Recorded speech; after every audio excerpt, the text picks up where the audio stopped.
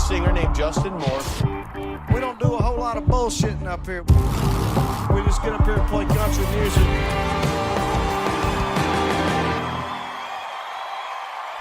The Justin Moore Podcast is sponsored by Bobcat. Visit them at bobcat.com. Check, check, 1, 2. Welcome back, everybody, to this week's edition of the Justin Moore Podcast. I'm your old buddy, old pal, JR the Handler, and across on the Zoom machine today is none other than country music's own Justin Moore. How about you, JM? What's up, buddy? Oh, man, glad to jump on the thing. I hadn't talked to you much this week.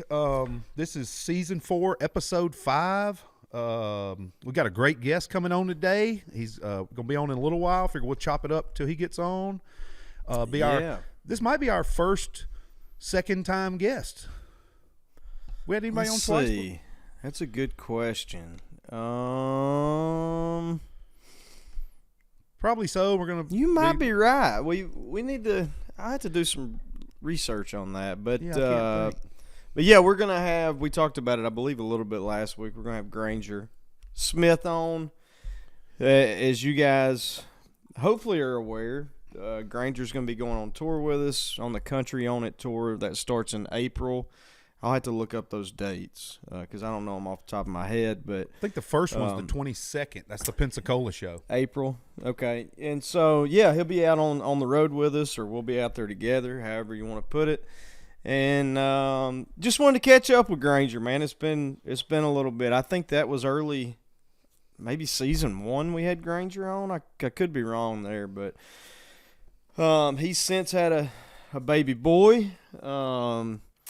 And named Maverick, so check in with him, see if he's getting any sleep. I know he's not a year yet. I think he may be 6 months-ish or something like that. And he's just wrapping up shooting his first movie. He still has his show on YouTube called The Smiths. He just took over Cody Allen's position at After Midnight as the host, and I'm sure he's got new music that he's working on as well. Oh, and that's in addition to having 2 other children that and like all kinds of animals. I mean, he's got goats, he's got pigs, cows. I mean, he's got everything. So I don't know how he has time to do it all. Dude, but, and I talk about 5 YouTube shows.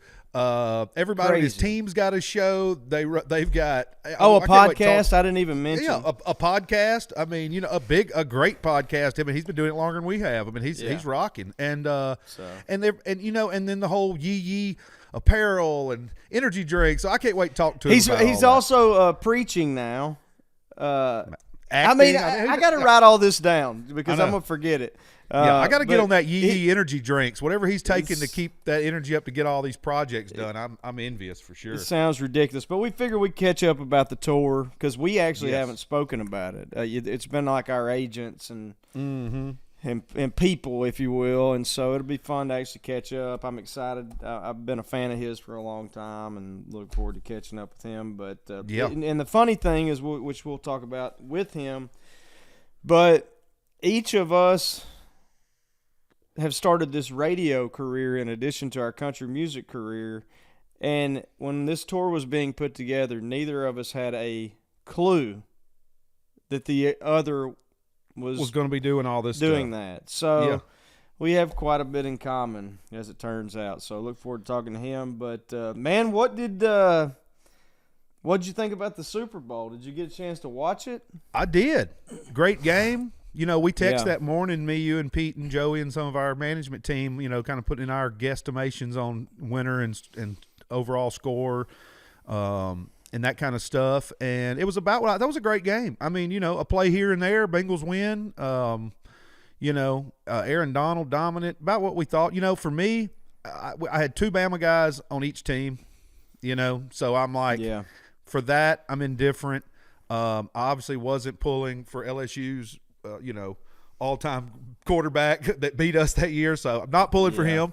But that's why I was pulling for the Rams, because I couldn't stand this thought of him winning again. And Stafford, I always liked Stafford. I never had any issues with Stafford. I'm glad he got to get one, after making the move and all that stuff. So that was cool.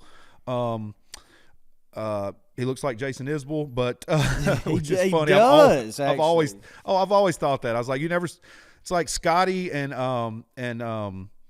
Paul Stanley. You never see him in the same room at the same time. You never see Isbell and Stafford in the same room at the same time.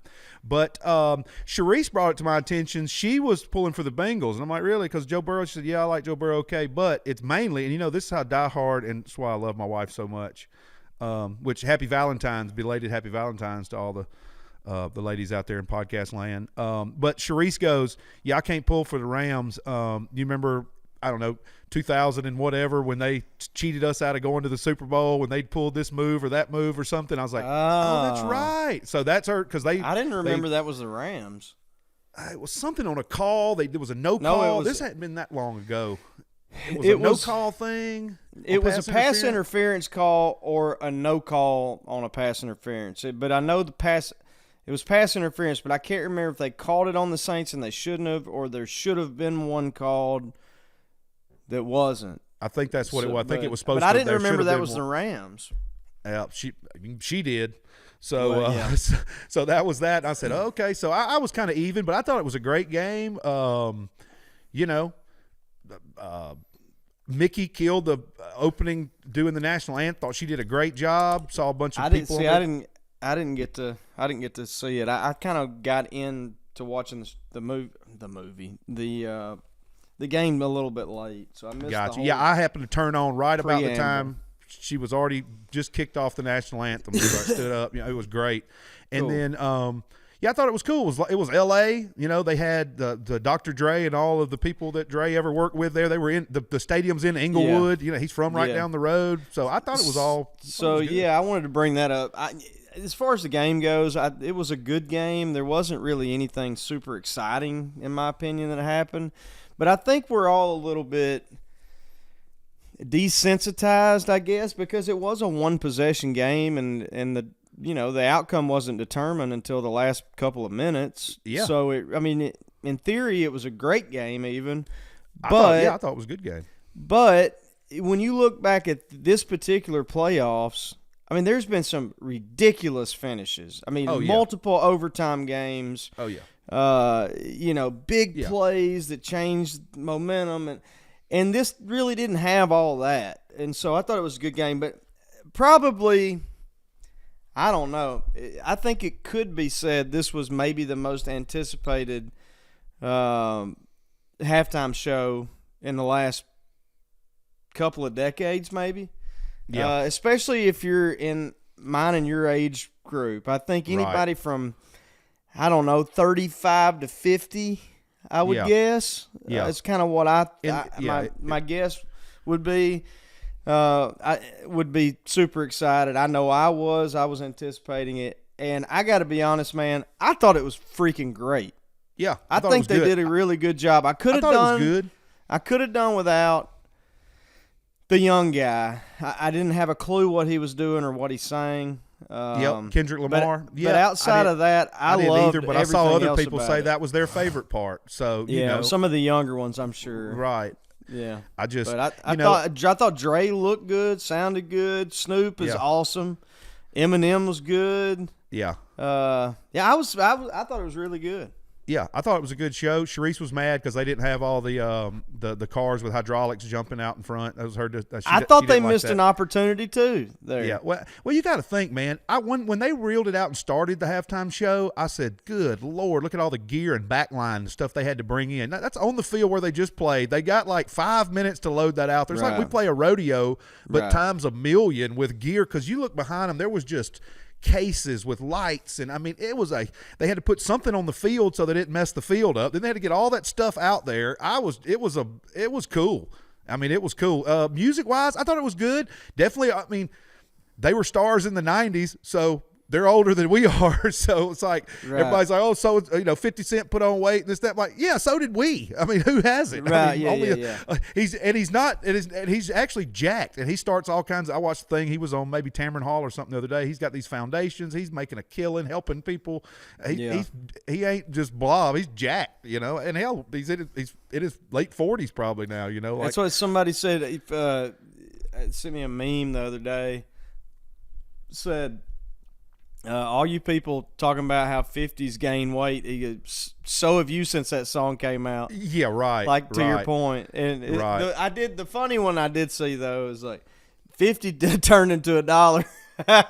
Yeah, pretty funny. I will say my only knock on it is, and like I said, it was fitting for L.A., and that's California, so even this doesn't fit that narrative, because in California it's supposed to be wild and loose like that. But I thought, like, obviously the songs, I know them, I like them, they're catchy, all that stuff. It's part of our childhood.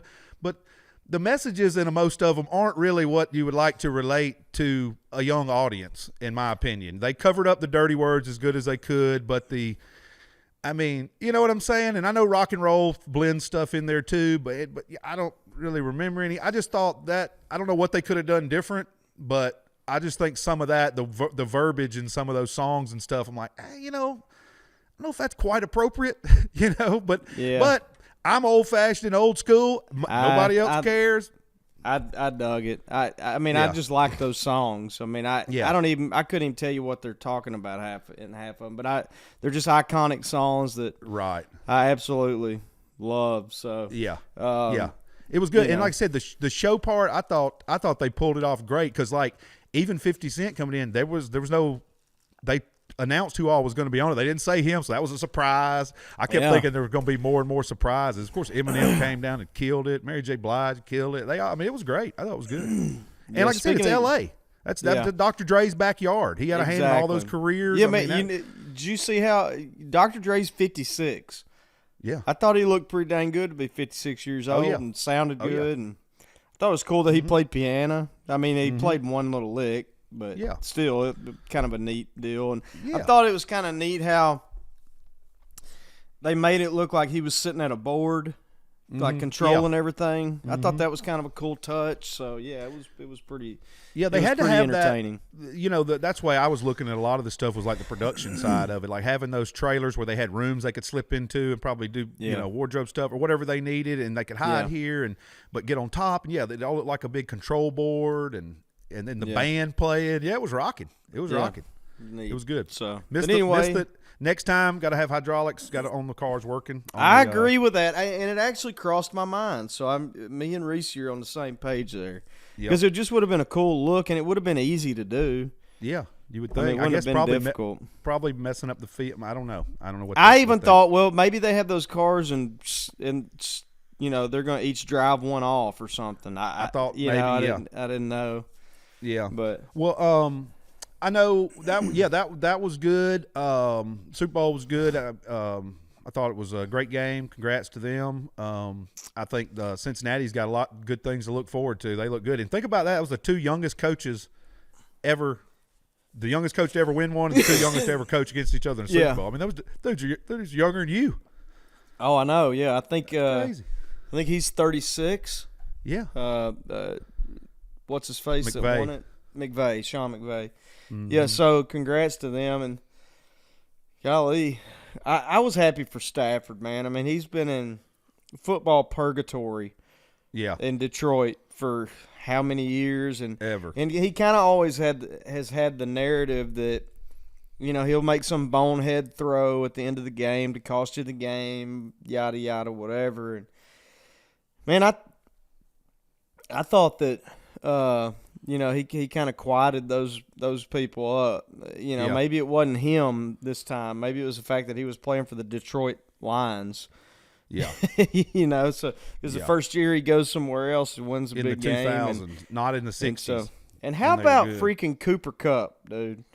Played at unreal. Played at a really small school, I guess D2 or whatever they call it now. No scholarship offers. And he just owned the league all year. Yeah. And on that last drive, I don't know why you don't double team him every play, because they literally threw the ball to him every play. Every play. Or handed it off to him every Yep. single play. And he was the Yep. only dude out there who could do anything, and they still couldn't stop him. Yep. So it was pretty amazing. Yeah, it really was. Well, hey, talking about switching off of football and getting on basketball, after we had our guests on last week, they texted me and said, you jinxed them. I want to say thanks to the Muscadine Bloodline guys for coming on last week. Got a lot of good feedback on social media about having those guys on. And how good the show was last week and how good the new record was. But yeah, they hit me up after that because you guys played the number 1 Auburn Tigers that night really after we good. recorded, and y'all beat them. Really good game, yeah. Yep. And then we lost to somebody, but then we ended up playing you guys and beating y'all. I didn't get to watch the game. I was didn't working. I either. worked at the Floribama Saturday. I didn't get to see it. Yeah, I didn't either. I actually we went to Tuscaloosa, played Saturday. I was actually coaching Ella and Kennedy in their district tournaments, which both of them won their championships. Awesome. So both teams went undefeated for the year. The only game that one of them lost, which was Kennedy's team, 4th grade, was against a 7A school, and we lost by 4 or 5 points or whatever early in the year. So they went undefeated in conference play and conference tournament champs. So really happy for them. Obviously, the 6th grade girls did the same thing, but we're kind of accustomed to that. We're not so much for the 4th grade, but I say that to say that I missed our game as well. I was trying to watch on my phone in a gym. I watched some of the second half, and you guys were just wearing us out. I think you were up 13. I finally just threw my phone down. I'm like, we're playing like garbage. I'm done with this. And somebody tells me on the bench, they go, yeah, we only lost by 1. I go, only lost by 1? We were just getting drubbed. Yeah. And it's like, so I don't know. I didn't even see any highlights. I hear that we had the ball down 1 with 25 seconds left, and quite honestly, our best scorer, hell, he's the leading scorer in the SEC, J.D. Note, takes some wacky, wild, off-balance 3 with 20 seconds. Yeah, I didn't see any highlights either. So I don't know, but dang. Well, that's how we are. We can look really good, or we can look like we don't have. We've got talent, but we definitely don't show up every night.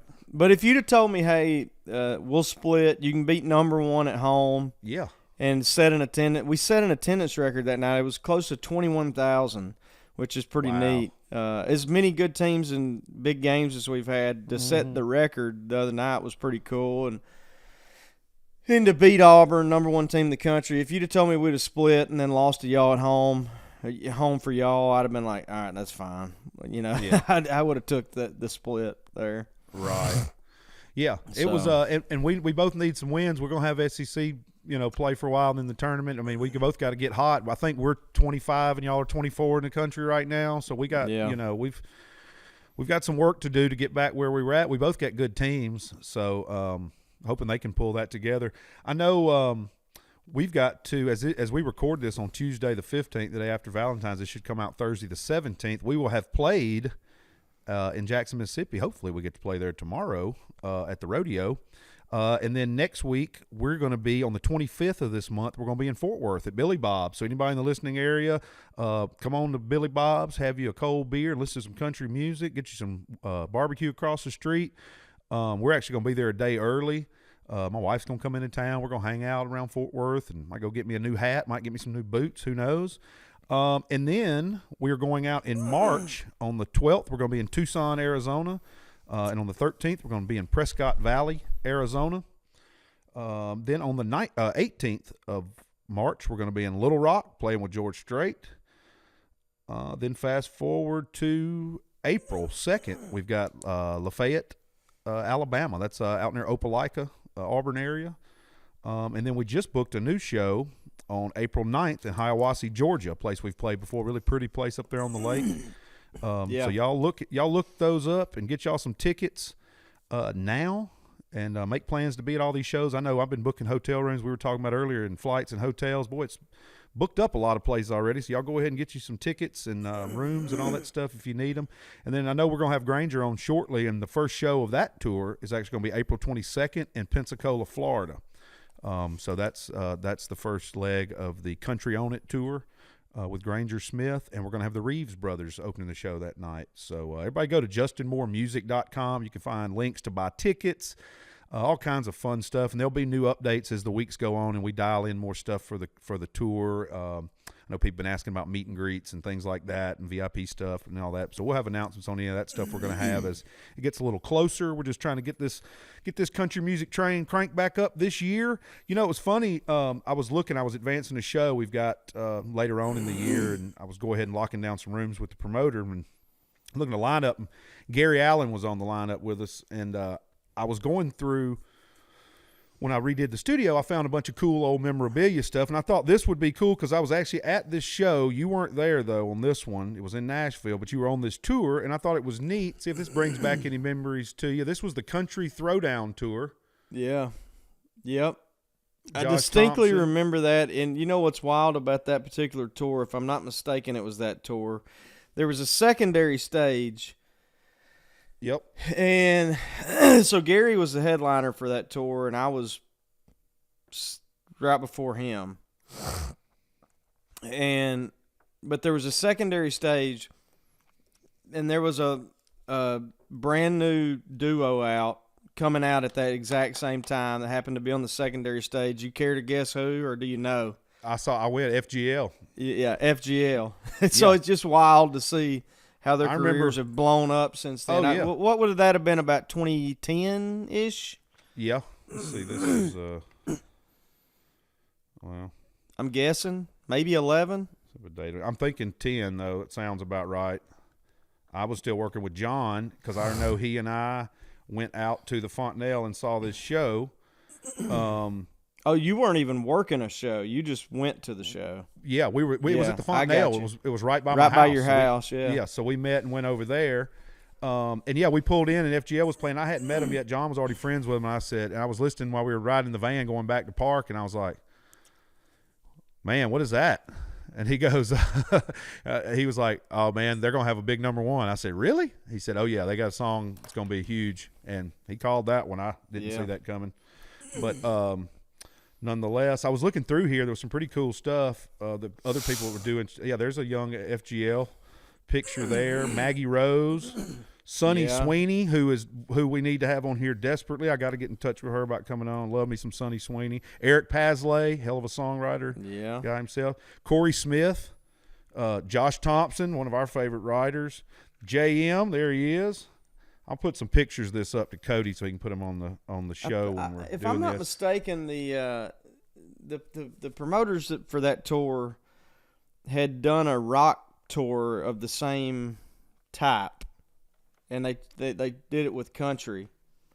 Gotcha. And this was one of the earliest inceptions of that. I don't know if they still do this particular tour or they don't. I remember it was around I for don't a know. few years. Yeah, I don't know. And I'll like I said, I'll put some pictures of this stuff up. But there's Gary Allen, Hot Rod Rodney Atkins. Let's see. It was sponsored by Kingsford Charcoal. Yep. And KC Masterpiece and Nashville Music City. I guess the Tourism Bureau was what this is. But I thought it was funny here. They've got Get Grillin'. Nothing goes together better than country music, a cold beverage, and food cooked on a grill. We asked Gary Allen and other stars on Kingsford-sponsored Country Throwdown Tour to share their favorite grilling tips. Let's see what JM had for his favorite grilling tip. Oh, gosh, there's no telling. This picture of you look like you're 12. I use charcoal. I hate gas grills. I use about $30 charcoal grill from Walmart. Tip wise, if you're cooking something that needs to be marinated, make sure to marinate it overnight. Okay. It's what you or someone on your team came up with. Somebody came up with that one, yeah. Because I don't $30 Walmart anything. grill. We've upgraded a little bit since then. You got a couple nice grills over there. True. Grill envious sometimes. That's funny, man. Let's see what our buddy Josh Thompson had to say about grilling. Josh probably said, I like grilling when I attack animals from a tree and with my bare hands. With my bare hands and make a fire with my toes. I love to cook on the grill. It doesn't matter what it is. I just love the charcoal flavor. The only thing I've learned is that you can't really grill without a cold beer. That's my tip. Well, there you go. This is true. That's JT. funny. I love to read all these. I'm going to put some pictures of this stuff up. Oh, my gosh. But anyway, I thought that'd be so funny. That'd be something. Let's see what Gary says. I know Gary likes to grill. He likes to smoke stuff. I don't know how much What? He likes to burn. Yeah, he likes to burn. I grill steaks and chicken 3 or 4 times a week. My advice is don't peek and only flip once. You dry it out when you flip it too many times. There you go. All good tips. Yep, there you go. So anyway, I just thought that was neat, just some stuff like that. I've got a couple of other cool things we'll chit chat about from time to time because I came across some cool stuff from, it was really neat. Like I just had stacks of magazines, and you'd love some of these. A lot of them were just sports stuff, but it was from like the 90s and early 2000s. It'd be like one was Lance Armstrong, praised for winning all these things, and like 2 years later, it's like, they're condemning him for doping. Lance Armstrong, and different things like that, just random stuff. And I'm like, I wouldn't even, and like this one was another one I found that I thought, man, time I'll never forget when the crocodile. Wow, yeah. Steve Irwin passed. Yeah, you're good about saving stuff like that. Yeah. I just chunk everything. I'm terrible. I know. But, well, hey, man, why don't we take a quick break? Let's do it. Use the restroom, and okay. We'll come back and talk to Granger. Sounds like a plan. All right, everybody, remember to use the hashtag Justin Moore Podcast when you hit us up and have questions and comments on social media. I'm JR the Handler on Twitter and Instagram. That's Justin Cole Moore. Look for the blue check mark. If it doesn't have a blue check mark, it's not JM. And, again, we don't know how it works, but for some reason when you click, rate, subscribe, download, leave a comment, all that stuff, it helps the podcast grow, and we need that to happen so we can keep this thing going. So do all those things when you get a chance. When you're interacting on social media or you're listening to this podcast anywhere you find podcast, and you can go to the Instagram page, Justin Moore Podcast, as well for news and updates. We'll be back shortly here on the Justin Moore Podcast. Today's episode is sponsored by Bobcat. If you're like me, you don't like to sit still for very long. You look out the window and see possibilities. What if I planted a row of trees over there? It'd be nice to clear that trail in those woods. That's why Bobcat equipment is so great. Its compact size, powerful performance, and big-time versatility will keep up with all your ideas for your property. With a few attachments or implements and a Bobcat tractor, for example, you can do big things in small amounts of time. It's perfect for me when I have a break from touring or recording. Take a look at tractors, utility vehicles, mowers, and more at bobcat.com, or pay a visit to your local dealer. Hey, what's up, guys? Justin Moore here. I want to remind everyone out there listening that my wife, Kate, has an awesome children's clothing boutique in downtown Benton, Arkansas. It's Central Arkansas. So if you're local, come see us at 119 West South Street in downtown historic Benton, Arkansas. Again, that's 119 West South Street in Benton, Arkansas. And if you're not local, we ship everywhere. So you can find us at shopthislittlepiggy.com and see all that we have to offer, all that my wife Kate has to offer, I should say. Facebook, you can find us at shopthislittlepiggyAR, and Instagram, you can find us at shopthislittlepiggyAR. But check us out. It's called This Little Piggy, and see what we got to offer, shopthislittlepiggy.com. Hi, y'all. This is Brandon Bing, singer-songwriter and whiskey maker. You're tuning into the Justin Moore Podcast. Visit EasyLiquor.com to grab your bottle of Bangtail Whiskey and join the Blue Collar Swaller family today. Follow us on all socials at Bangtail Whiskey for more news and updates. Now pour a jigger and take this 8-second ride with us. Hey, gang. As y'all have heard, the Justin Moore Podcast has recently teamed up with Wrangler. Wrangler has been an icon in authentic American style around the world for more than 70 years. With a rich legacy rooted in the American West, Wrangler commits to offering unmatched quality and timeless design. As y'all have heard me and Justin talk about on here, George Strait and Alan Jackson, they're Wranglers. We wear Wranglers too. Its collections are also for men and women, children, to look and feel great, inspiring those who wear them to be strong and ready for life every day. Wrangler is available in retail stores worldwide, including brand flagship stores in Denver and Dallas, department stores, mass market retailers, specialty shops, Western outfitters, and online. For more information, visit Wrangler.com. And you know you've heard it here, and you've seen it on stage, the Justin Moore Podcast. Dang glad to be partnered up with Wrangler because we're big fans and have been for a long, long time. Can't go wrong with a nice pair of Wranglers, y'all. I wear the Wrangler Retro. Justin wears the black one some. It's my go-to. I get mine at Academy. So if you're around an academy or just about anywhere, you can get you a pair of Wranglers, whether you want to look like George Strait, or you want to look like JM, or you want to look like me. You can get you some Wranglers, and you can do that. Whether you're in North California or South Alabama or Montana, Texas, Ohio, Wyoming, wherever, a pair of Wranglers will get the job done. Long live cowboys and plowboys. For more information, visit Wrangler.com.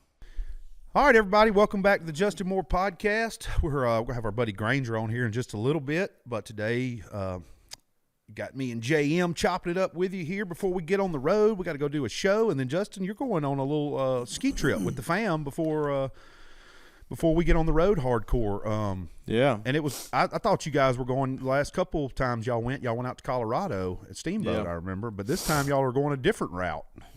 Yeah, I don't really know why. I think we just wanted to try somewhere different, and we've been going a couple times a year. So this first trip, next week we're going to Steamboat. That's where we normally go. We're going to Angel Fire, which is in New Mexico, and so it'll be our first time out there. So we can report back on our thoughts, and that'll be fun. We're going with 2 other couples and their kids. So it'll be 3 couples and 6 girls between 7 and 13. Wow, that's going to be fun. So it'll be they're all buddies and they all play softball and basketball and stuff together. So it'll be a lot of fun. We're gonna have some fun, take a little R&R, and then later on in the year, I guess the following month, right around my birthday in March, we're going to, I believe we're going to Breckenridge, which we've never been to either. And I don't know why we changed. I don't know why we changed it up, but it'll be fun to check out some different spots. Yeah, Breckenridge is nice. Sharice and I went there and stayed a couple years ago, right before we got married. They have a crepe place.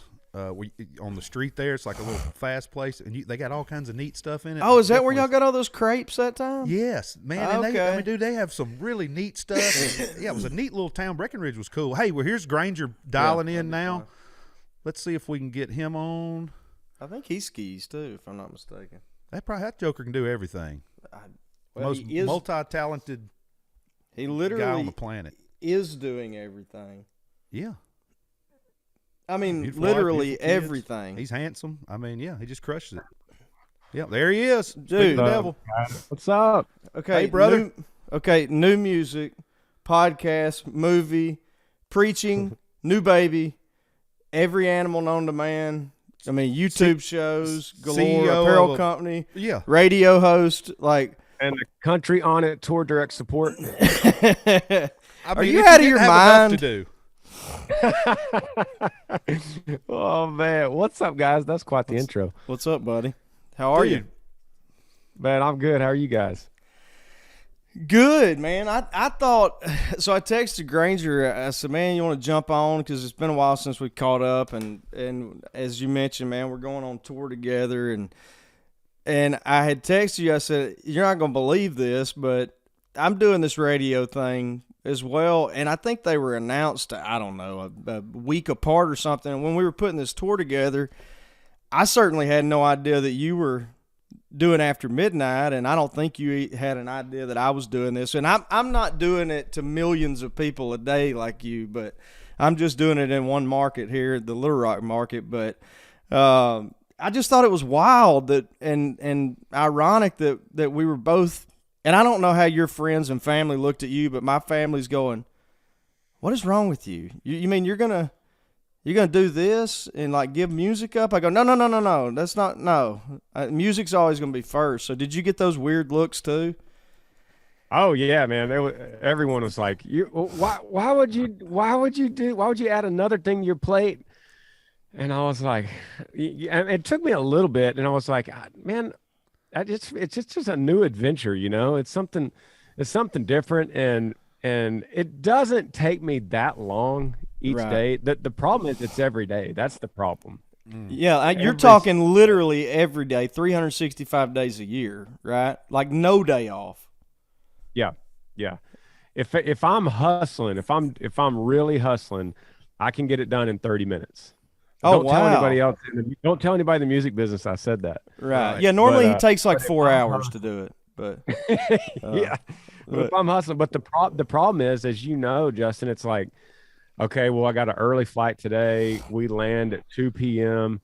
We hit the ground. I got to get to a hotel, set up the mic, knock this out before I could do anything. And there's I can't really get stuff in the can too far ahead of time because I got to stay current on what's happening in country music, and so I'm 2 months in now. So far, so good. yeah. So I feel like if I could do it during that movie shoot, I could do it any time. Well, Cody did such a great job with that show, and I always enjoyed talking to Cody. But I think I texted you this as well, man. If they were going in this direction with an artist, a little bit out of the box kind of selection, man, they couldn't have done any better because nobody's more well spoken and tuned in than you, and you're so respected by other artists who obviously you'll be talking to maybe on a daily basis, or at least weekly, I'm sure, on the show. And so I think they knocked it out of the park, man. And the difference in my radio gig, so I'm the crazy one because mine is Monday through Friday, 6 to 10 a.m. So I live like you. I kind of live out of ways. And so I'm getting up at 4 a.m. every day that I'm home and driving 50 minutes to the station as of right now, doing it, coming back, then doing the music thing on top of that, plus 4 kids. And you know all about the kiddos and how much time that requires and all that. I think so you're crazier. I think that's harder than mine. I think I'm the crazy one. So they're going to get me a tie line, so eventually I can do it from the house. And so the people, like my family and friends, going, "Hey, why would you do this?" And kind of like you, I just thought, man, it'll be kind of a challenge. And I'm a sports nut, and this is sports radio, so I just get to go and talk about the Razorbacks for 4 hours, or the Super Bowl, or I don't know. It's just kind of another way to be creative and a lot of fun. And now the hours, I'm not gonna lie to you, they flat suck. But quite honestly, when I'm on the road on the bus, not fly days, but when I'm on the bus, I'll sleep till 6, get up, do it, and then go back to bed if I need to. So it'll actually be easier on the road. So you'll do it on the road. When we're on tour, you'll be getting up at 6 and doing this show? Yes. And I'm going to be waking you up. I'm going to be banging on your bus door going, "Hey, you want to come on this morning with me?" I'll come get on with you. You'll have to get on. You'll get on after midnight. We'll trade. Yeah, for sure. But, man, well, speaking of I mentioned the kids. How the kids doing, man? They good? They in school right now, I guess? Yeah, they're doing good. We have a baby. He's 5.5 months, and he's great. He's happy all the time, but he doesn't sleep very much. Yeah, I've seen that on the Smiths. As you know, I keep up with you on there, and it looks like Amber's had a rough go of it with him not wanting to sleep too much. Yeah, I mean, I don't know what that means for the rest of his life, but he's always got to be where the action is. He's got to be around the other. I was going to say, apple don't fall too far off the tree, apparently. He's bound full of energy. Imagine that. Man, yeah, it's just tough right now. Y'all not putting any of that yee energy drink in his baby bottle, are you? Maybe so. Maybe that's what's happening. I got to get me a case of that stuff. Yeah. We had 2 that were like that as far as sleeping, and you're like, man, are they ever going to go to sleep? Like, ever? Yep. Are we ever going to be able to sleep for 6-7 hours straight again? It doesn't feel like it at this point. And then we had a couple that were really good.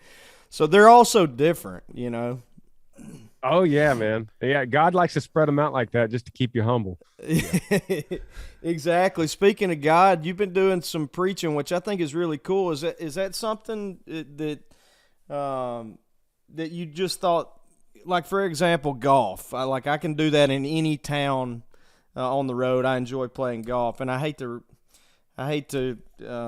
compare God to golf, but meaning, is that something you just thought, wait, man, I can take it even a step further than in my shows, and I can do that in every city to affect people and bring the word to folks all across the country? I mean, I feel like I'm putting words in your mouth, but that's exactly right. And you can compare it to golf in a way like that, because I just found myself in a couple towns, and we're playing on a Sunday night, and it happened one time where a guy had me come to his church and sit like in a panel with him, and he would just ask me questions and we would just talk.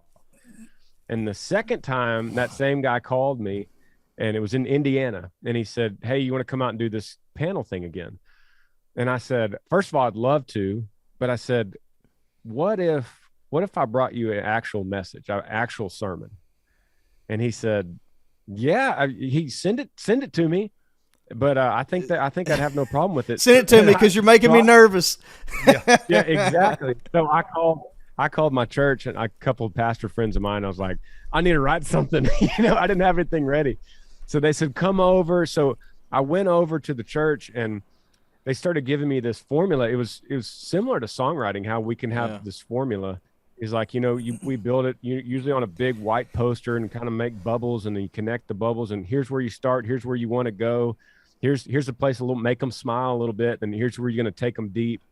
And so I built this and sent it to Indiana, and he said, man, let's do it. So I went and did it. And then I really liked it. I was like, this is a good way to use my time on a Sunday when we're on tour. So then I did it 2 other times past that. And I guess I'll keep trying it. Man, that seems like that's awesome, by the way, and inspiring. And I think that's the word I've always used the most with you is man, you're just such an inspiration to me and other artists and just people as a whole, people of faith. And because you may have stronger faith than anybody outside looking in that I've ever known. And so, but that would have to be seemingly the most nerve-wracking thing on earth to do. I know for me as an entertainer, I've been asked to speak at different places as far as come the Chamber of Commerce here, or a group of kids at a school here or whatever, and I find that nerve-wracking. But when you're talking about somebody's eternal life, that would seemingly be really really nerve-wracking. I know I only get nervous to play music at 2 places, one of which is the Opry and the other is church. And every time there could be 15 people there, but I get so nervous. And Charlie Daniels told me a long time ago, I told him that story, and he said, it's because it matters to you. And so you ought to be nervous. And so I would think that getting up and preaching in front of a group would do the same thing to me, at least. Or maybe you don't have that gene in your body where you get nervous. Oh, it's the same thing. That first morning, I woke up on the bus and I was just like, oh, here we go. This is go time. I'm looking at my watch like I got 2 hours before I got to do this. And then when we pulled up in the parking lot, and I saw the cars parking and people getting out of their cars with their, holding their Bibles and their notepads. And I was just like, oh, man, it hit me hard. Like, they're going to take notes. This is happening. Oh, man. I was just like, God, this got to be your words, because I can't do this. Right. I can't tell them something they need to know. It's got to be your words. But my heart was pounding when I stood up there the first time. Yeah, you had some good backup though. It wasn't like a random show thing. You knew you had some good backup on that, so you just put it in his hands and it was going to work out. You had the Bible, yeah, exactly. Yeah, you had the ultimate backup, sidekick going in with you. So yeah, I'll give you another example, and I'm sure you've had these conversations with your kids. We're Baptist, but 2 of my 2 younger daughters over the past 3-4 months have both been saved, and them wanting to talk to me about salvation, I'm going, oh, look, I do the same thing. I'm like, all right, please don't let me screw this up. Please help me out here. And so you do have to do exactly what you said. Just rely on him spitting them out of your mouth somehow. I think that's what he wants us to do too. That's the example we always get is, it's just total surrender. It's like, hey, God, I don't have these words. I'm not capable of having that kind of wisdom. So just give it to me. And I know that's the kind of heart he wants from us anyway. Right. So what's up? Are you recording new music? I think I saw something where maybe you were getting ready to write some or record some or something. So this movie I was just in, I'm doing the full soundtrack for it. So talk about the movie too, if you don't mind. Yeah, it's called Moonrise. It's a Sony Pictures deal, and they brought me on to to be the character in it. It's a country singer. Imagine that, who lost his wife. He's got 3 kids. The oldest is a 14-year-old daughter. And he's just trying to find redemption, trying to find the stage again. He quit music, doesn't do it. He doesn't want to. He feels guilty about it. So he's just working the ranch, and he's needing now to sell off pieces of the ranch just to keep it running. His great grandfather homesteaded it. So it's just killing him. It's just a man he's struggling. He's trying to find purpose. He's trying to find music again. And I just thought, well, I could do that. I could do that character. But then they wanted me to write a couple songs for the soundtrack. But then that turned into, hey, we got this little montage piece here. Can you write a song for this piece? So it was a huge challenge from a songwriting perspective to be put in a box and to have these certain parameters. I got to write to this, and I can't reveal this emotion or this emotion, but I just got to write to that specific piece. And that was a challenge for me, but it's been fun to exercise the brain like that. Yeah, that's cool, man. I just keep thinking, like, do you walk on set and think, man, I feel like George Strait in Pure Country. I feel like Dusty every today. day. Yeah, every day I thought about Pure Country. You got the Dusty shadow going. I mean, you got a ponytail tucked back under that hat we don't know about. It's the only thing I didn't do. I don't have the ponytail. Not man, yet. I just put that idea there. Next thing you know, you will. So did the director or the producers, did they approach you specifically for the role? They went to William Morris and said, I think in my mind, they didn't straight up say this, but I think they just thought it'd be easier to get a country singer and teach him to act than get an actor to teach him how to be a country singer. Right. They just took a risk. Well, and especially they picked the right one too. Yeah. Right. Well, I was going to say you host a nationally syndicated show now. You've been doing these podcasts for a few years. You've been doing the YouTube stuff for years. I mean, you've got to be as screen savvy as any of the country guys still making moves these days. Way more so. Yeah, that's what I'm saying. You think back of some of the guys who've done it over the years. The Christoffersons and then even Billy Joe in some movies and Dwight in some movies and that kind of stuff.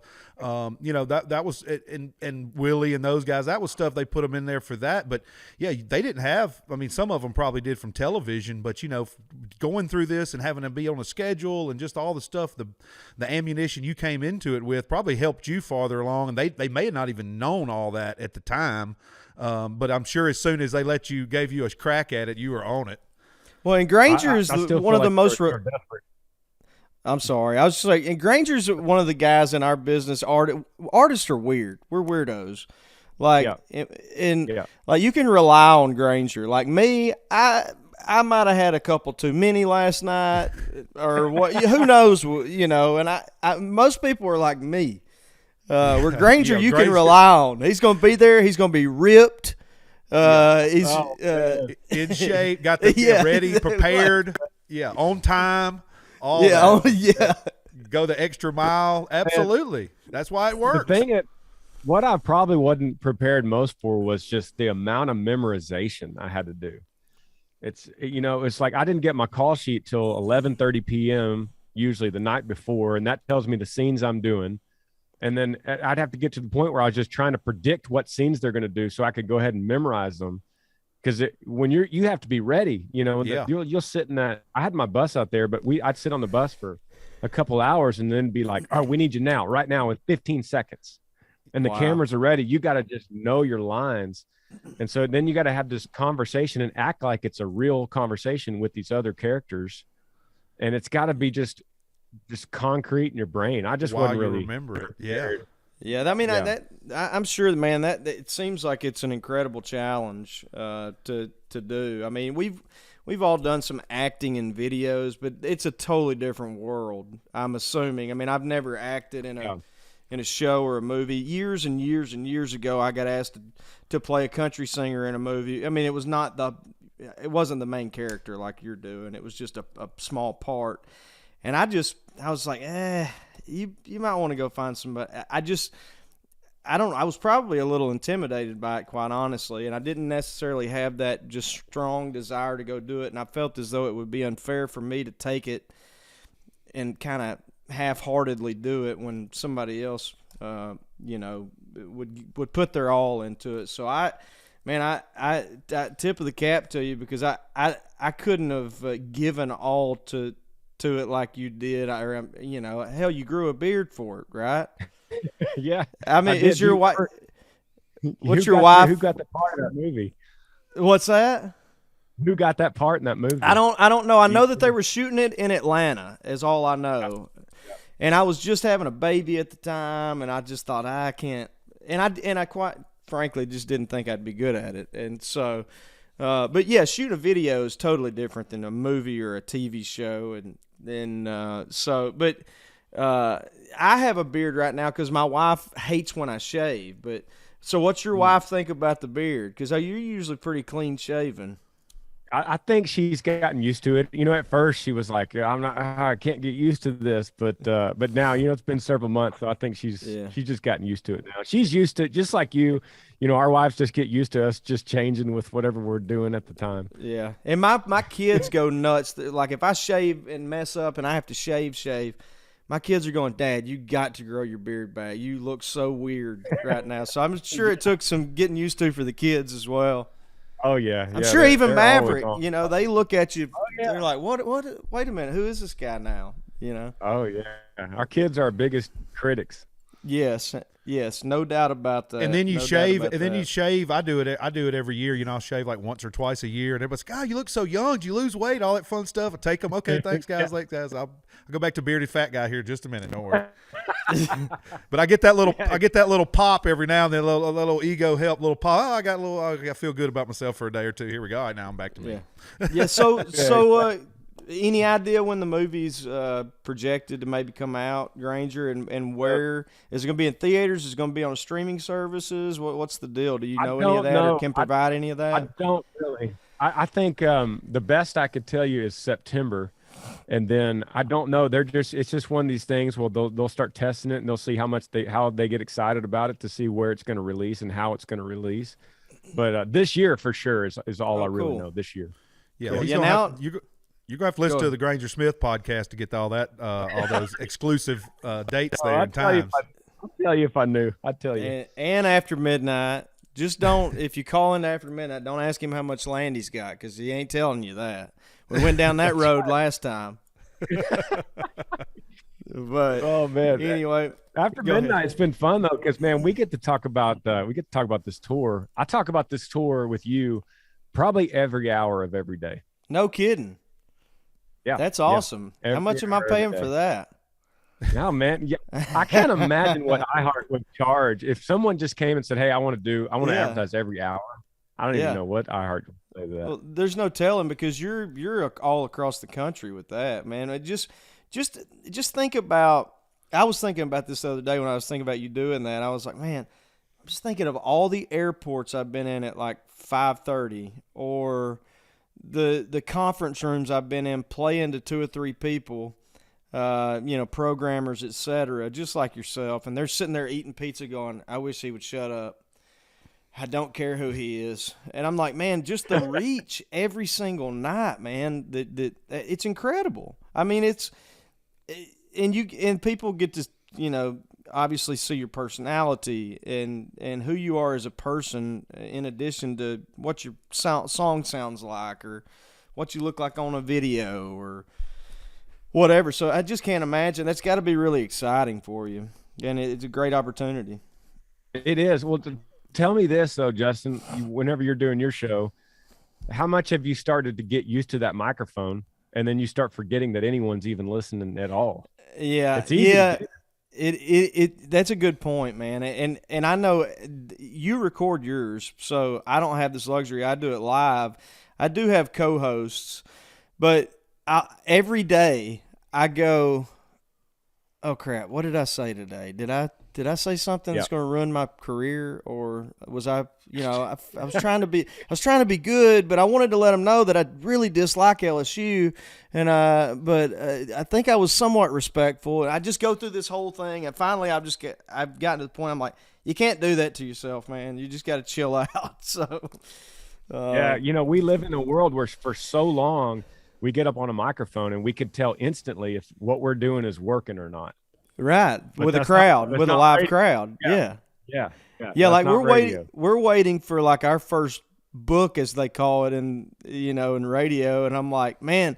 So I replaced a guy, just so you know, or you have a little perspective here, that was in this market for 40 years, and he was like his career started as like the Howard Stern locally, if you will, and then he transitioned into this sports guy who did that for 20 plus years, and he's legendary in this market. And so like here I come clicking along, like, yeah, I can replace this guy, which is ignorant for me to think. I'm kidding halfway, but so I'm just doing my thing, being myself, trying to get some laughs. But yeah, waiting on that book, I'm going, man, if they go from number one in the market to the only difference is me, and we go to like sixth in the market, they're going to be looking at me going, I don't know if this is going to work out. so Well, man, you have such a good voice, and you remember that thing you did years ago? I don't remember what it was. It was like Jimmy Kimmel or something, where you had to read that manuscript. What was that? And you use your voice on like a real serious, proper manuscript. What was that? Are you talking about? We did something with Kimmel one time. It was a spoof video thing where this was a real news story in like Canada or something. A guy had gotten his junk stuck in a IKEA stool. That had holes. It was a shower stool. It had holes in it. So he got like a ball stuck. I'm dead serious. Yeah.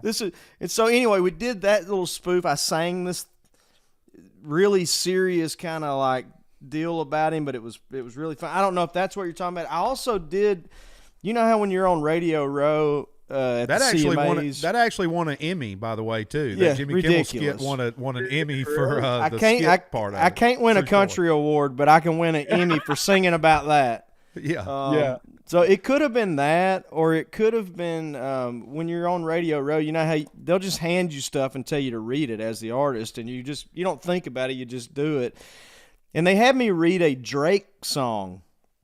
I think that's what it was. And you didn't know it even was. And I had no idea what it was, so it was a Hotline Bling, I think, if I'm not mistaken.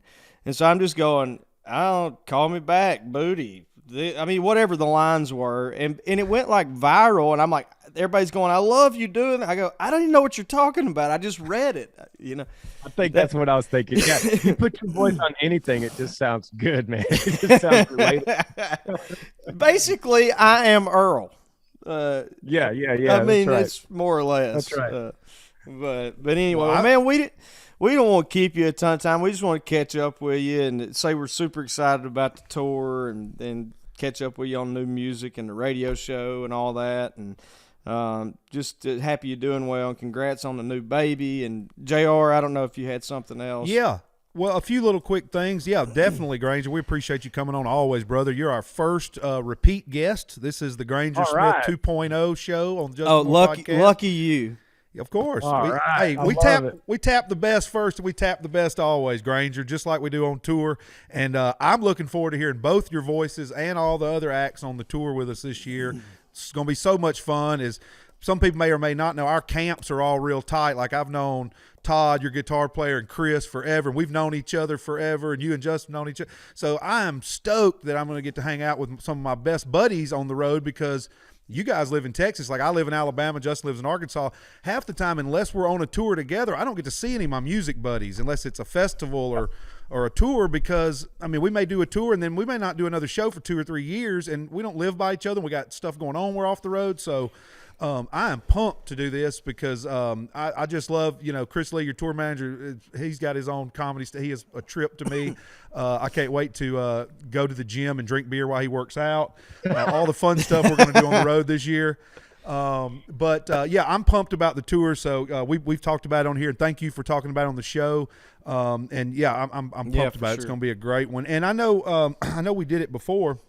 And I don't know if we had this segment on before. I don't remember it, because I think I would.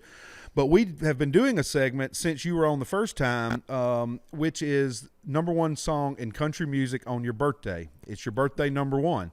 So what the song was on the day you were born, what was the number one song in the country, which ironically, you were just a few days older than I am. I'm a September 11th, 1979. All right. And the number one song in the country that week, the week after yours, was Conway Twitty's "I May Never Get to Heaven." All right. So, and Justin's is 3:30:84, and his is "Roll On 18-Wheeler" by Alabama. So Does anybody appropriate. want to take a stab at I what the figure number he one? probably even knew. This is the the kind number of one stuff he song, knows. right? No, I don't know. I don't know it. September 4th, 1979. It's a duet by someone we mentioned earlier, and I'll give y'all some hints. You may be able to guess this. Justin may also. All right. First off, this song is a cover. This song has been done by a bunch of people. It was a huge hit in rock and roll before this. It's a duet by two artists, one from Texas and one from Oklahoma. The one from Texas we mentioned earlier, and the one from Oklahoma is more of a fringe artist that most people now wouldn't really associate with country, but he was definitely in that scene and had a bunch of more as a producer role on a lot of records. And one of my favorites. Jerry Jeff and Willie? Got the Willie part right. Jerry Jeff's a good one too because he's one of my other faves. It's kind of fringe like that. So was it Haggard? You said Oklahoma.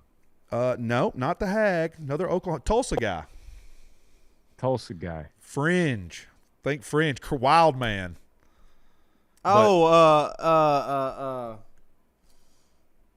the one on the video we always watch with Haggard at the ballpark. No, Paycheck? not Paycheck. Not Paycheck. No. You may have Man, to he was give it out. to us. He was out there. Like I said, he was more of a producer role, but he was huge with like. All right, I'll give you a wild one, and if any of y'all can get it from this, he was on the Mad Dogs and Englishmen tour with Joe Cocker. He put the band together to go on that big tour with Joe Cocker, and he and the band made all the money. Joe Cocker came back with no money after that big world tour, but that's another story. Leon Russell, ladies and gentlemen. Leon Russell. Willie Nelson and Leon Russell. I don't know. I could have named some of his tunes, but I got a song for you. What's the song? The song's Heartbreak Hotel. I don't know Did that I've we- ever heard that. I never knew that But I mean, Heartbreak with Hotel them two. was a number one duet with those two. But it's 79, No. so plausible. That's a cool one. Okay. All right. I'll have to jam that one out today. Yeah, So the that- duet of Heartbreak Hotel, the one song that none of us even knew really existed, was number one that week. So we had one the other day. We had David Basil, Justin's co-host from the morning show, the Morning Mayhem show, on, and his was he was born in the late 50s.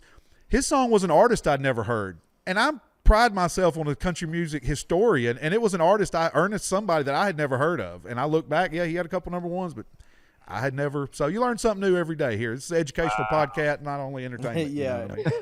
This is show business, right, Granger? That's awesome, man. I love it. That's a good segment. Yep. So anyway, well, that's it. We'll see you on the road soon. Everybody go to grangersmith.com. Y'all go check out all the Yee products. I mean, get you some beef jerky, get you some energy drinks. That's what works for these guys. And go check out all Granger's cool shows. I guess we'll have an update when the movie's out.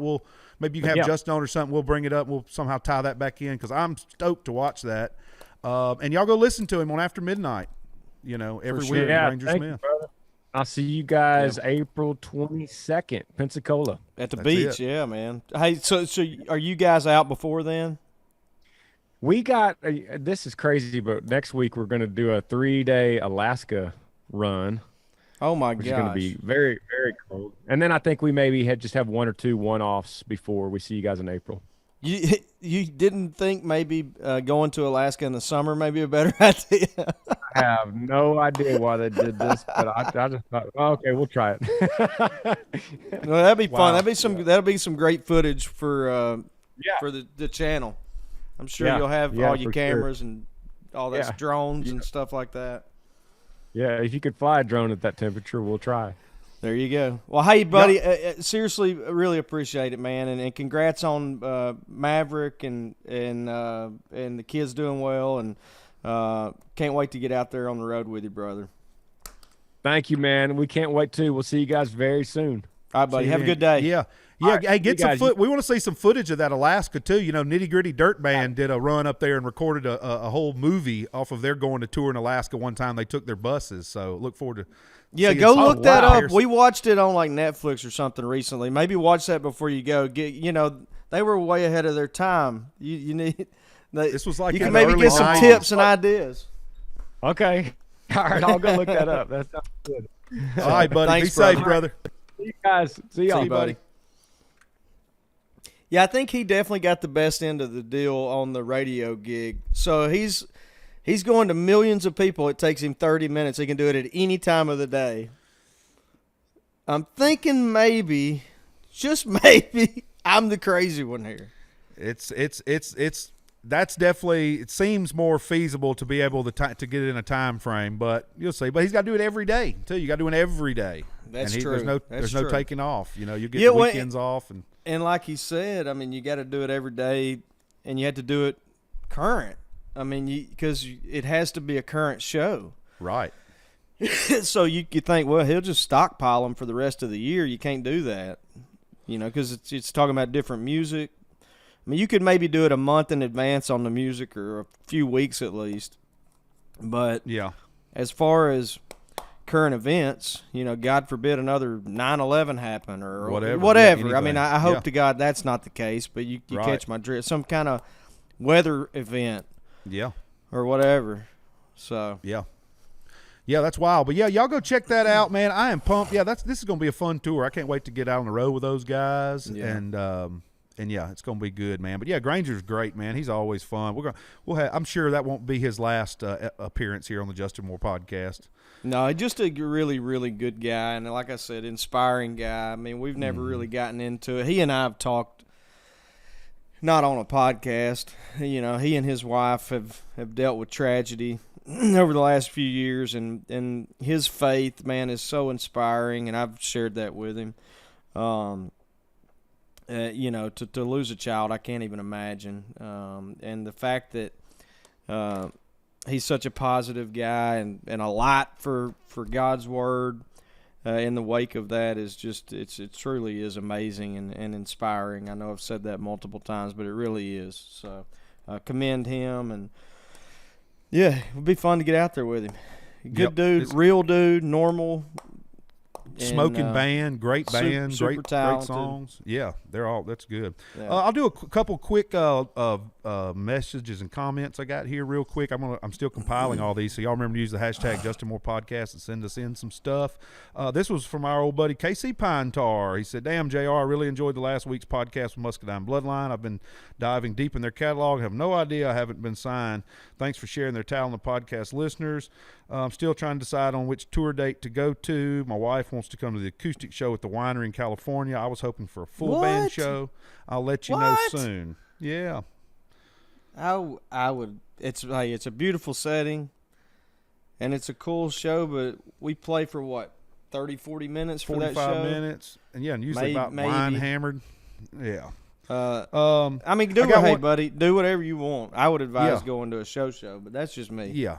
And if you come to that one and come to another one that you want to come to, I'll hook you up. You know that. Right. Exactly. Yeah. I mean, whatever. Make her happy. They come to the one you want to. I'll get you tickets that too. Exactly. Make it happen. Yeah. There you go. So this one was a question that you and I talked about it briefly off the air a couple days ago. But he said, "Hey JR, did you ever make it to Alabama Tracy Lawrence concert with Justin? You guys were talking about on the podcast." This is from Brent Jason Bell. Yeah. Unfortunately, Brent, Bellman. it got postponed. I think there was COVID issues in the Alabama camp, and it got postponed. So not only did JR not go, I didn't get to go either because it did not happen yet. But maybe that gives you the opportunity to come when they reschedule, JR. Yeah, I hope so.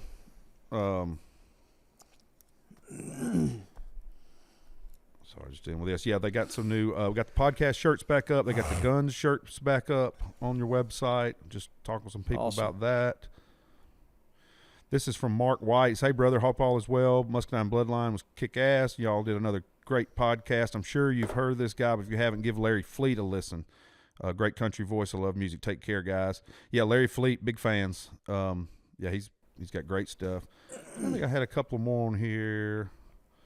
Too long. I'm gonna get these together. I'll get these together and read a couple more next time out when we jump back on. I had them dialed up. Of course, I don't have them saved here. Oh, this is a quick one here. This is from Ashley Barthel, and then we'll close it out with this. JR, quick question for the podcast. Lots of touring come up, Justin. For Justin, curious how he stays connected with Kate and the kids when he's on the road with coaching and all that he does with the kids. When he's home, I can imagine it'd be hard to be away for a period of time. Looking forward to seeing y'all in May. We'll be there for the 4th time in Mankato. So I know one thing, just to speak for you a little bit there. I know one which is awesome nowadays. We don't like technology a lot, but technology's made that a lot easier. Because I know you and I, we get to watch some of their ball games and stuff from the bus a lot of weekends. Yeah, so there are a number of ways we do that. I mean, we really are not away from home as often as what you would probably assume. For example, if we're touring a lot, that means we're out every weekend, Thursday, Friday, Saturday night, or Friday, Saturday, Sunday night, playing shows. But that also leaves, the other 4 days of the week to be home. So, the only times we're gone for more than a week, which are, as JR knows, are rare, are maybe twice a year, JR, when we got to go to California. Yeah, or if we were to go to Canada. So those are very few and far between.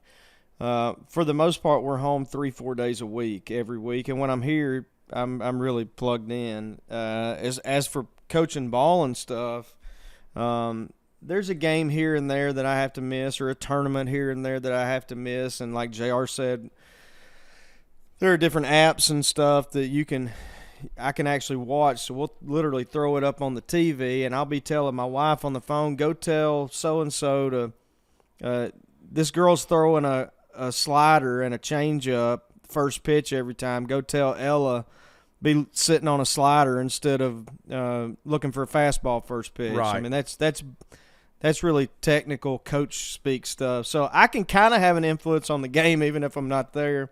Yeah.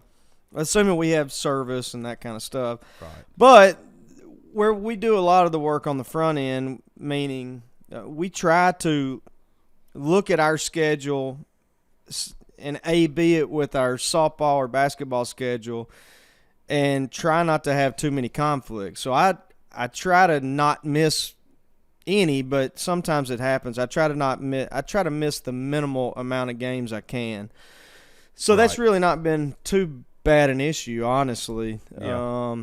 So I hope that kind of answers your question there. So we just try to minimize the time we're away from each other. And JR does the same thing with his own family, his nephew and his brother and grandmother and mom and wife, obviously. Yeah, and we've so done it we just so try long. we try to minimize it. Yeah, and we've all figured out ways, and you've got to a point in your career where we can, do that, call some of our own shots, and then, we've all done it for so long, traveling and going and visiting, and we've just kind of figured out a system that works for us, and you and I've done the hours before. Really, if you compare it to a normal 9-to-5 job, we're actually home as much or more.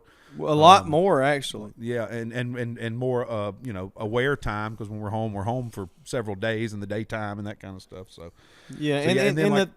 and the Facebook or the FaceTime, that kind of stuff. Yeah, all that stuff's cool. Little videos. Yeah, and like currently we've played. What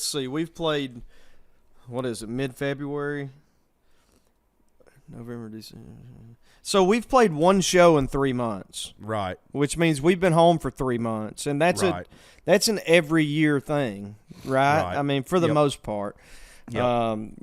Last year was a little silly because we were coming out of COVID as far as our scheduling goes. And so, if you can make up a lot of time if you have lost some time in 3 months, when you're just and like home, you said, too, you go ahead, you block off their spring break whenever you get their school calendar and that kind of stuff. JR and I just looked, the back 2 weeks of June and the first 2 weeks of July, with the exception of 2 shows, we're off that entire month. Right during the summer vacation when my kids are out of school, and so we'll go to the beach. We may go to Disney World. So you just make the most of the time you do have, and kind of what JR alluded to. It's been a long time since we've just had to go do this, had to go do that. You kind of you really strategically set up your scheduling, I guess. It would be a more concise way of putting it. Right. Next one I got here is from Paige Cranwell. She sent us in saying they were got their tickets to Dewey Beach shows again in Delaware, which we've talked about on here. Cool spot. I can't wait to go back there. I was just telling the guys on my morning show, they're asking me, hey, where should we go to a fun show here or there? And I said, well, this place or that place. And I said, I'll tell you where you need to go. Yeah. And I couldn't believe it before we went last time because everybody's going, man, y'all going to love this Delaware. And no offense to Delaware, but you don't just think of Delaware and go, oh, I bet that's going to be, a party town. Or I didn't even think about being a beach in Delaware. Wouldn't even really. think about it being a beach town. We're kind of idiots in the South, and we just think, oh, that's going to be freezing cold, and it's way up north. Yeah, way up north. Yeah, Delaware. It's not really. And we're kind of beach snobs because we both are homeowners on the Gulf, and so when we went there, I guess it was last year. Yeah. I don't know that I had any more fun playing music last year than I did at those 2 back-to-back shows in Dewey Beach. I mean, it was awesome. Yeah, it was fun. Crowd was awesome. The place was awesome. It's super small for what we're accustomed to playing, but it was so much fun, man. I loved it, and I can't wait to go back. But I told the guys on my show, I said, I'm telling you where you ought to go. And you're not going to believe me. You're going to think I'm crazy. But this place in Delaware is where you need to go. Yeah, me and Sharice may even try to go out a few days earlier. But Paige said she was asking about the show. She said, my boyfriend Ryan is a huge fan of the podcast, listens every week. His birthday is March 17th. Give him a shout out. He's turning 32. Hey, happy birthday, Ryan. Thanks for listening, buddy. Appreciate you, man. We'll see you in Dewey Beach, Ryan. All right, well, that's going to wrap it up. Happy birthday today, actually, to him. Yeah, today as we record this. As this comes out. As he's listening. Out. Yeah, happy birthday, buddy. Here's your birthday present. Ryan Paige paid us high dollar. No, she said, wait a minute. She said March 17th. Oh, yeah, we got a month. Yeah, well, happy birthday in a month, Ryan. We'll tell you again, hopefully. Yeah, we'll tell you again. All right, buddy. Thank y'all for listening this week. Y'all tune in each week to the Justin Moore Podcast. Hook us up and reach out to us on social media. Use the hashtag Justin Moore Podcast. Like, rate, subscribe, all that fun stuff wherever you can. And we'll see y'all in a week or so. Thanks, Granger. Appreciate it, and thank you, guys. Thanks, guys. Cheers. This episode was brought to you by Bobcat. Check them out at bobcat.com. For any of you first-time listeners out there, at the end of each of our episodes, I like to do a little reading out of a book I've had that I've got a lot of use out of over the years. The book is by Mr. Charlie Daniels, and the book is called Let's All Make the Day Count, The Everyday Wisdom of Charlie Daniels. Number 38, empty words. Broken promises are worse than rain clouds that don't bring rain. Proverbs 25:14. In my early 20s, I had a hot little 4-piece band. We all worked daytime jobs and played just about anywhere they'd have us at night and on weekends, hoping for that elusive break that can make us all full-time musicians.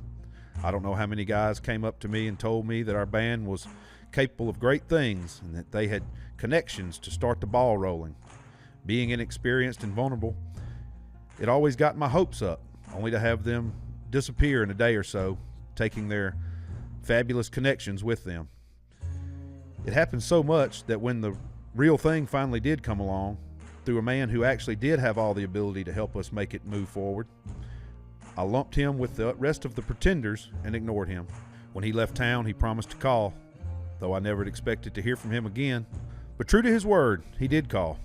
He helped get the ball rolling and played a significant part in my early career.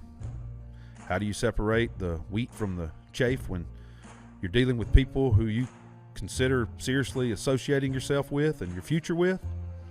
Look for the promise keeper, the word keeper. Wait for the right enthusiastic, energetic, and honest person to come along before you let that person help pull your wagon, and avoid any other kind. Promises are cheap, and grandiose expectations are only exciting dreams until there's some meat on the bone.